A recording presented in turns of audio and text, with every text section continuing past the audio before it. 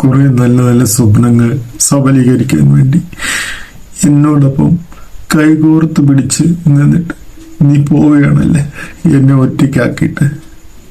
നിനക്ക് പോവാതിരിക്കാൻ കഴിയില്ലേ? എന്റെ ദുഃഖങ്ങളും പ്രശ്നങ്ങളും എല്ലാം നീ മാറ്റി തന്നു. നീ പോവാതിരിക്കാൻ നിനക്ക് കഴിയില്ലേ?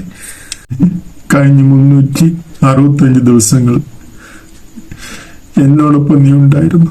എന്റെ സ്വപ്നത്തിൽ, എന്റെ ദുഃഖത്തിൽ, എന്റെ ഉറക്കത്തിൽ എല്ലാം ഞാൻ വീണ്ടും നിന്നോട് യാചിക്കുന്നു. പോവരുത്, നീ പോവരുത്.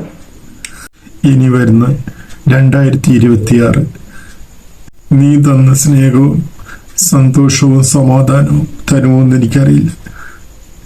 നിനക്ക് പോയേ പറ്റുമല്ലേ? നിന്റെ ദിവസങ്ങൾ തീർന്നു അല്ലേ ഇവിടെ? ഞാൻ നിന്നെ സ്നേഹിച്ചിരുന്നു ഒരുപാട്. പോവാതിരിക്കാൻ പറയാൻ എനിക്ക് കഴിയില്ലല്ലോ. ഹലോ പ്രിയരെ, എല്ലാവർക്കും ഹാപ്പി ന്യൂ ഇയർ. 2025 ഇന്ന് രാത്രി 12 മണിയോടുകൂടി ഇവിടെ അവസാനിക്കുകയാണ്. 2026 വരികയാണ്.